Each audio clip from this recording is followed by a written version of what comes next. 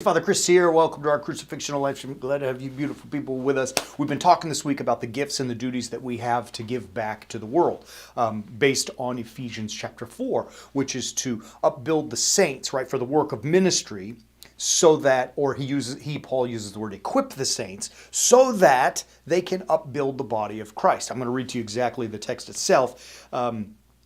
Paul talks about how God gave, or Christ gave gifts, some apostles, prophets, evangelists, pastors, teachers, to equip the saints for the work of ministry, for the upbuilding of the body of Christ. That's a duty that we all have as warrior saints, particularly. I mean, we are supposed to make the world a better place. In some sense, you found it like this, you leave it in a better place. And you do that by giving back. Now, giving, when you hear that word, obviously it means financially. You give it to your churches, your donations to charities, absolutely. But it's also something that we give our time. And you hear that often too, the time, talents, and treasures, right? That's a way, it's a funny thing. I'm going to tell you a real secret. People say time, talents, and treasures because it's uncomfortable to ask people for money, especially in a church, because you're not supposed to take our money, right? Like you can see there's that struggle there. But really, asking for someone to give their time is not a trite response, and it's not a cover-up, so that we feel more comfortable about asking for money. Giving your time is so important.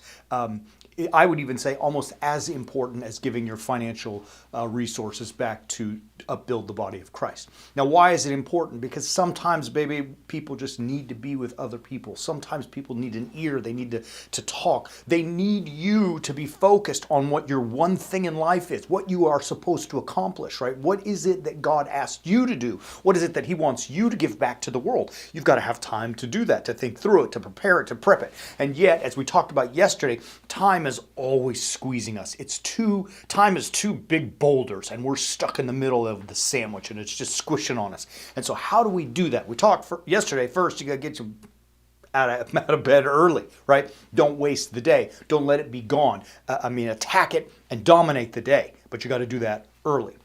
The second thing is that you have to be able to have space within the day. All right, now let me tell you, I'm the luckiest man on the planet. I'm thankful to God. I have a beautiful community here that is constantly after my attention to feed me, to spend time with me, to laugh with me, have a cup of coffee, just to visit, to play sports. So we even used to play a lot of golf with people and just to be with people. If I told you the list of invitations I got for dinners and lunches and meals with people, I would weigh 700 pounds if I took them all, and I probably would be somewhat comfortable doing that because they're great to me.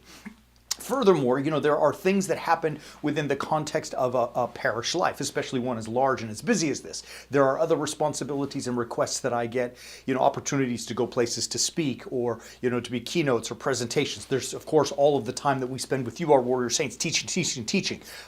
It becomes so overwhelming because it's impossible to do all of it. Right? And yet there's that pull, that desire I have at least to always do more, to give more. I'm trying to upbuild the body of Christ as given to me to the best of my ability, and so say yes to everything. And then all of a sudden I realize, oh my gosh, I stink, right? I'm not making any movement forward because, to quote a great book, Essentialism, the author, Greg McKeown, says, if you start making a millimeter of progress in a million different directions, what you're ultimately doing is making no progress at all, right? You can't be all over the place because then you're just giving, half-ass efforts all over the place and you're making no full, strong effort in one direction or perhaps at the most two directions to make something of value. Now, how do you do that? How do you stop? You have to say what I believe is probably one of the hardest words to say in the English language or in any language: no. Life gives us so many opportunities. As I alluded to a moment ago, all the invitations I get for meals and time with people, all of the speaking engagements and opportunities I get, all of the new things that I want to thrust upon myself. You can't do all of it. And in order to protect space and to get those two boulders of crushing time a little bit farther apart, you have to say no to, I say, 95% of the opportunities that come your way. Very hard thing for me to learn to do because I'm a pleaser. I want to say yes to everybody. And I like being with people. It's fun. I enjoy it. I enjoy the time. But when I say yes to this, it means I don't have time for that. And if I find that that I don't have time for is my one thing to teach the gospel to the best of my ability to show people how to be crucifixional, then I have been irresponsible in my duties to upbuild the body of Christ by saying yes to all this superfluous stuff. Now that doesn't just include people and spending time with them in meals. That includes spending countless hours on television, Netflix binges, or looking at your social feeds or whatever. We waste all of this time. We have to say no to that stuff. To do that is very hard. I mean, it's really hard because, as I said, we all feel that pull to give back. But if you want to overcome that, I'm telling you right now, I'm in the midst of the process of learning to say no. In fact, I'm getting much better at it where I say no to literally almost 95% of the things that come my way. But if you're in the same boat and you're wanting to look and say, all right, Father Chris, how the heck do we do that? Pretty simple. I got it laid out. I built a battle plan for my own life that we decided to share with the world, and it's there.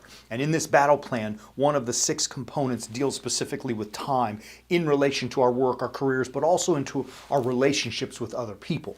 And so if you're interested and you want to find a way to say no, as uncomfortable and as difficult as it may be, then it's time for you to stop fooling around. Really, I'm just saying it straight because I love you. Get it. Get the battle plan.